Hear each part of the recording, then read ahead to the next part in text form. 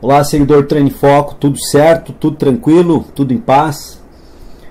O seguidor Treino em Foco que está acompanhando a série Performance em Foco já está sabendo, nós estamos fazendo aí uma sequência de análise dos resultados que nós obtivemos numa bateria de teste que nós dividimos em 2 dias aplicados ao Jefferson e à Tati. Os dois estão se preparando para competir em corridas de obstáculo, esse é o nosso objetivo maior. E a primeira atividade que nós fizemos para elaborar essa preparação física para corridas de obstáculo é fazer uma bateria bastante grande e avaliando nessa bateria de teste bastante grande, avaliando diferentes valências biomotoras dos dois para podermos entender melhor quais eram as suas condições, ou são as suas condições atuais físicas, e em cima disso planejar o programa de treinamento. Isso foi feito. Nós postamos toda a bateria de teste num primeiro momento no começo, agora de fevereiro de 2016, apresentando todos os testes, mostrando a execução dos testes para eles, e finalizamos com essa página que eu estou agora aqui no nosso site treininfoco.com.br, onde nós apresentamos todos os resultados, linkamos todos os vídeos para essa página, e nessa página nós apresentamos todos os resultados.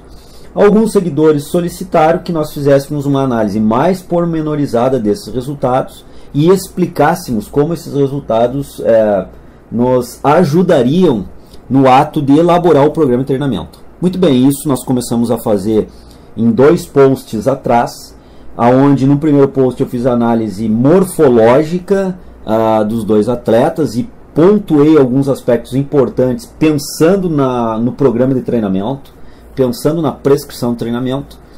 E no último post, no segundo e último post, que antecede a esse de hoje, eu fiz uma análise do primeiro dia da bateria de testes dos 2 atletas. Estou tratando aqui já com um atleta, embora eu já tenha descrito que antes de começar essa série, antes de começar essa bateria de testes, os 2 estavam há 5, 6 meses sem fazer atividade física alguma. Então, obviamente, o termo atleta usado aqui pelo empenho agora na programação de treinamento e início dessa programação de treinamento metodizada de execução de treinamento. Então hoje, logo após a nossa vinheta, nós vamos discutir, analisar os testes da segunda bateria, que vocês têm na tela. O primeiro teste que nós aplicamos foi o teste de flexão de braço na barra guiada. Então logo depois da vinheta, vamos à análise.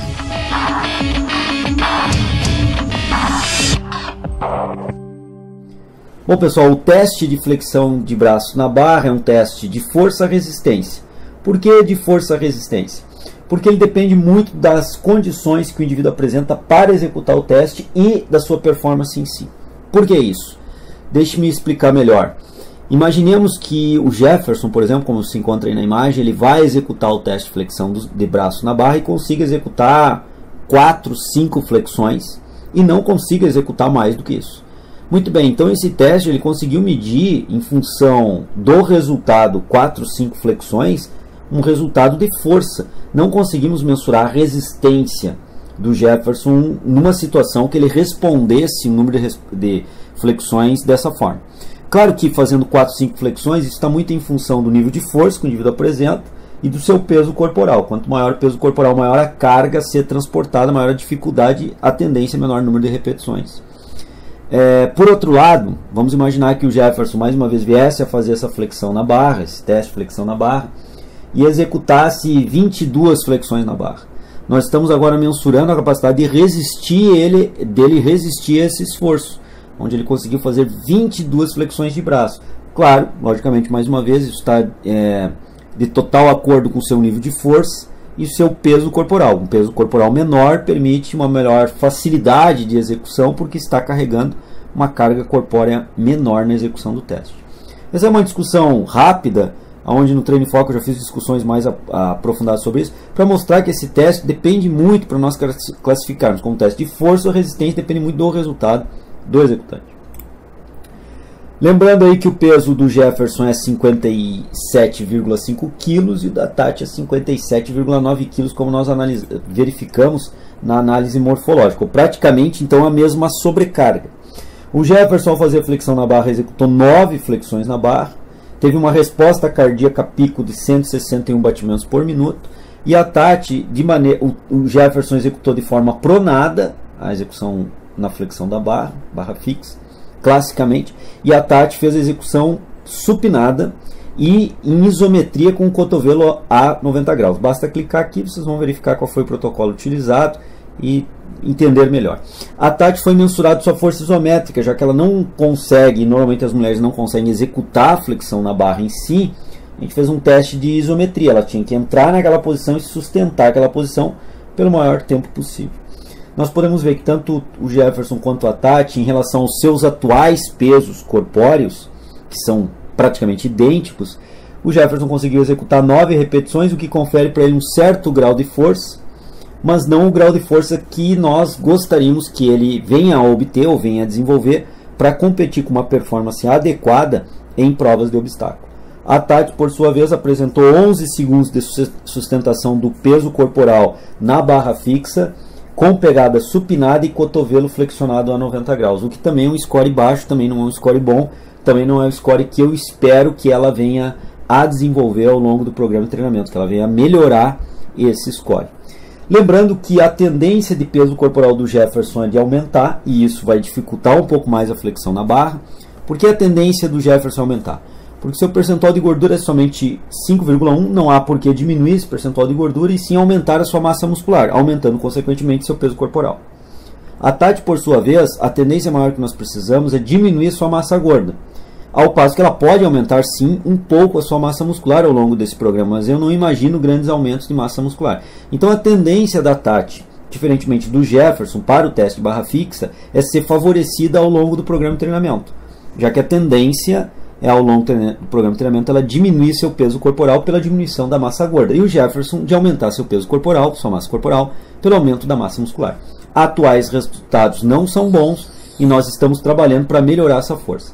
Em alguns obstáculos que eles terão que transpor nas corridas de obstáculos, sendo aqui redundante, eles terão que usar muita força de membros superiores. Em algumas provas, a necessidade de transpor objetos altos e, para isso, a força de membros superiores. Sustentação do peso corporal em cordas, subida em escadas de cordas, isso necessita muita força e resistência de membro superior, que nos dois não está no patamar que nós queremos obter com o desenvolvimento do programa. Outro teste que nós fizemos foi o teste de flexão de braço sobre o solo, o famoso apoio. O teste do Jefferson foi clássico, com os pés no solo, e a Tati colocou os joelhos como teste adaptado, portanto, de flexão de braço sobre o solo. Então, Tati com o joelho, Jefferson com os pés. Logicamente, com o joelho alivia bastante a carga mecânica para execução, quando comparado com os pés no solo. O protocolo também nós já gravamos no Treine Foco, basta você clicar no linkzinho que você vê agora do lado, você vai ser direcionado ao teste de flexão de braço do solo, que a gente já apresentou algumas referências sobre isso. Aqui os resultados. O Jefferson conseguiu executar 26 flexões, enquanto que a Tati apresentou 15. E aqui, confirmando resultados que nós vimos semana passada na análise do primeiro dia de bateria de teste, a Tati, pela mecânica de execução de estar com os joelhos no solo e não os pés, ela foi favorecida. Sendo favorecida mecanicamente, ou seja, tendo maior facilidade mecânica para executar o exercício, ela não conseguiu fazer um número muito elevado de flexões, ao passo que o Jefferson, não sendo favorecido por executar o teste de flexão de braço com os pés no solo, de forma clássica, conseguiu fazer 11 repetições a mais do que a Tati. A resposta cardíaca do Jefferson foi até menor de pico em relação ao da Tati. A resposta cardíaca nós pegamos aqui para comparar nos próximos testes e ver qual é o estresse que esse teste máximo está causando nos dois ao longo do programa de treinamento. O que interessa mais é os seus scores em si. Mas como eu estava falando, isso confirma a necessidade maior na Tati do desenvolvimento de força e resistência para membros superiores, quando comparado à necessidade de desenvolvimento de força e resistência de membros superiores no Jefferson. A necessidade da Tati é maior porque os seus scores, seus resultados são mais fracos nesse quesito.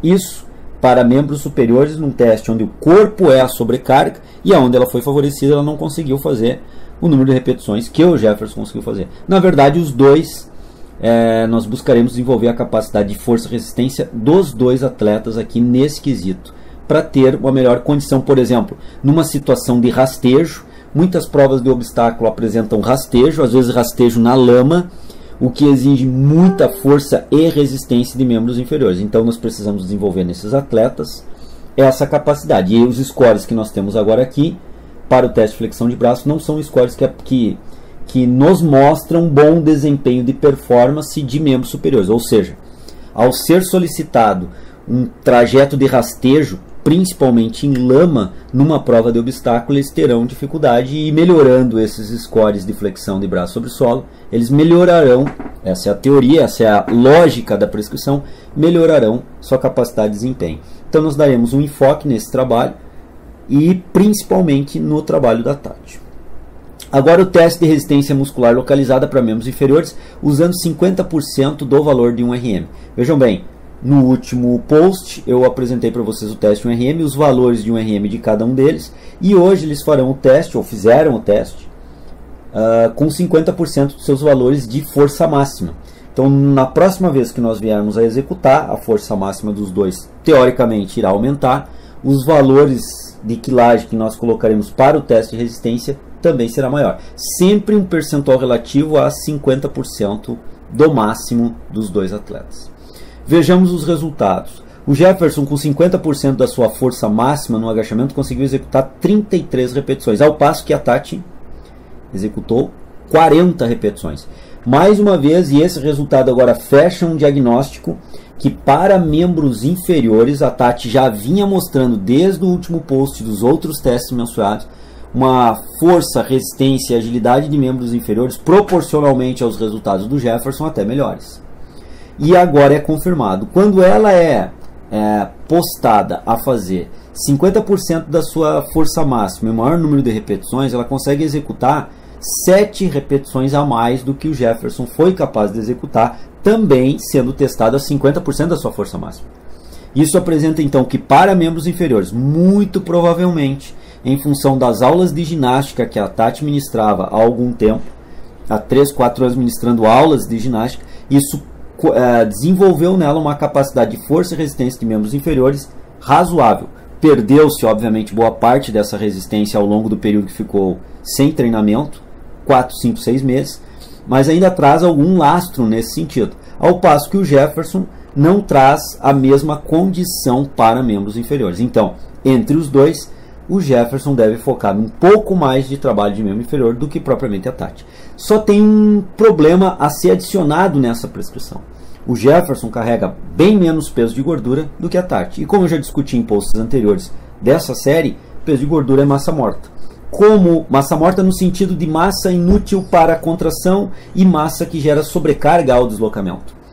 Nesse sentido, a Tati leva a desvantagem. Então, nós temos que pesar os dois casos, e pesando os dois casos, nós podemos entender que os dois precisam de um bom trabalho de membros inferiores. Mas o Jefferson, num enfoque um pouco maior. O mesmo foi feito no teste de resistência de membros superiores no exercício supino.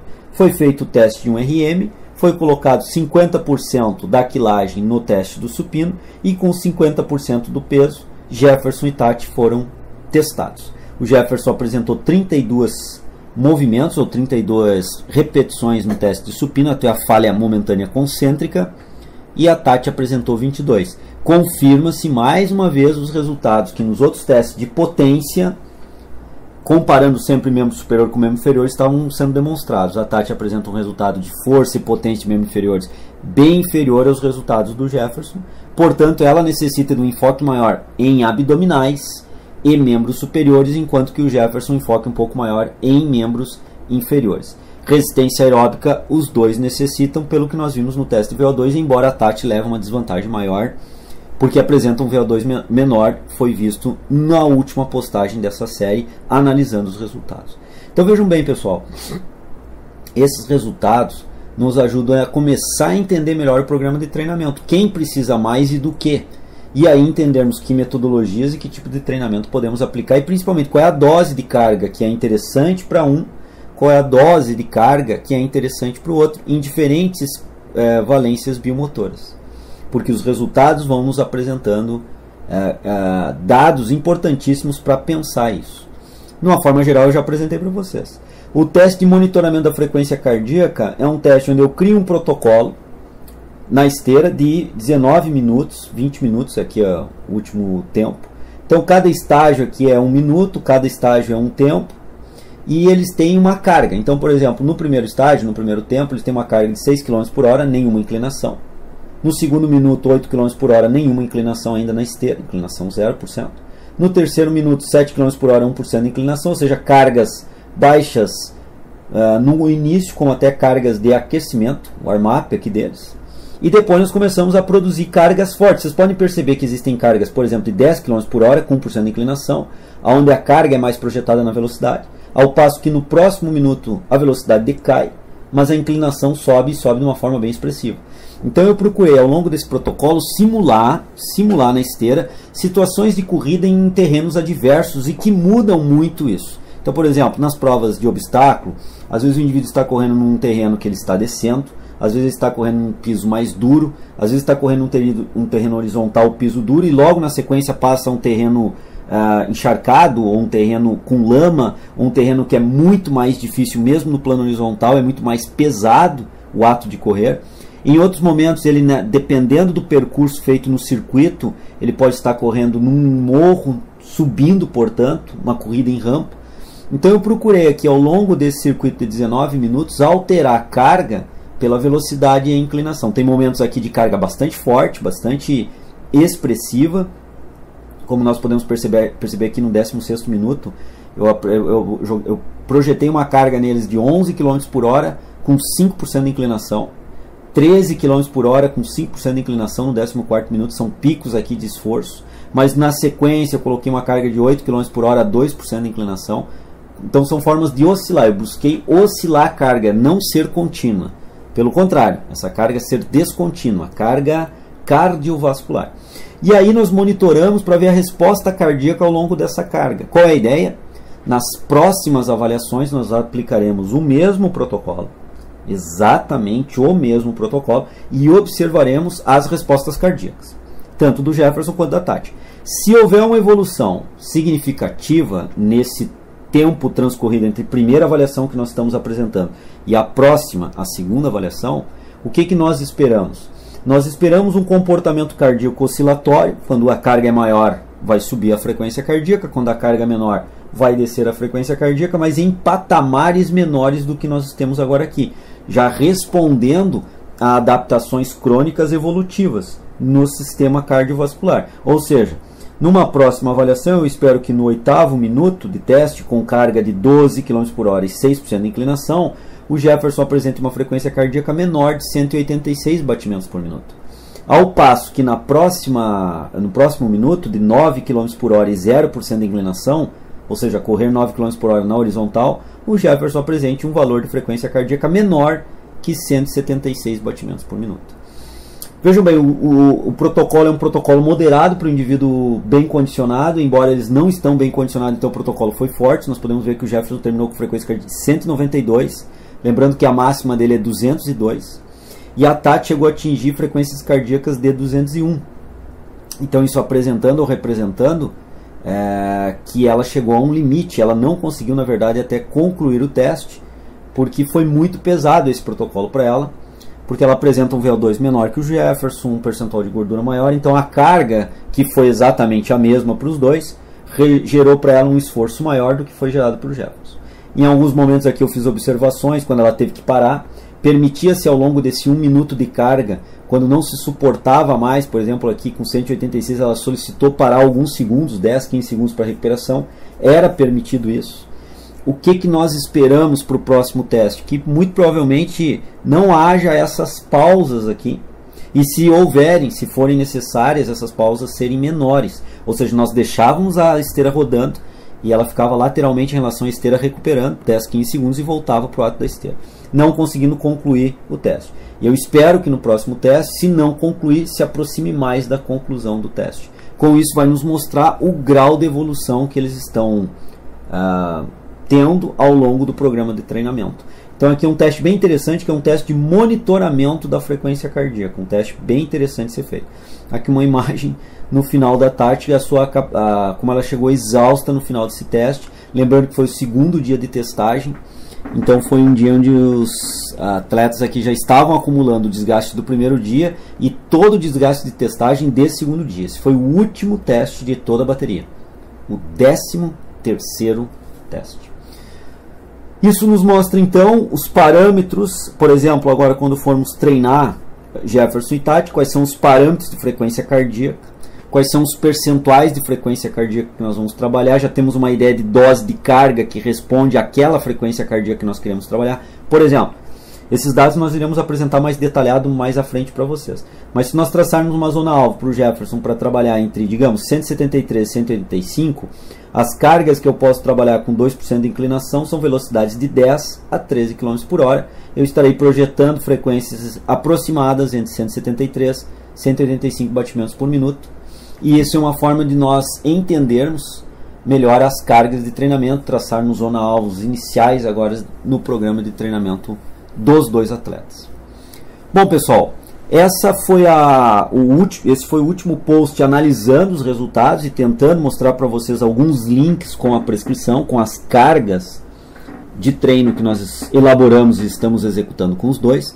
As cargas de treino serão postadas uma vez por semana, já estão sendo postadas, serão apresentadas e sempre nós colocaremos textos explicando aquelas cargas de treino. O Jefferson vai às vezes verbalizar, vai colocar em áudio ele comentando essas cargas de treino, e para vocês entenderem como nós estamos fazendo essas cargas de treino. Mas todas as cargas de treino baseiam-se nos resultados que nós obtivemos nessa bateria de teste. Toda a organização da periodização nos seus mesociclos e microciclos também tem referências a esses testes, a essas avaliações feitas. Ok? Espero que vocês tenham entendido esses 3 últimos programas que nós fizemos avaliando os resultados e principalmente compreendido como usar resultado para prescrição. E agora continuem acompanhando a série, onde nós vamos dar continuidade nas prescrições de treinamento, nos treinos executados dos dois atletas. Um grande abraço, espero vocês ao longo dessa série e espero que ela seja bastante informativa e educativa. Um grande abraço então, pessoal, nos vemos.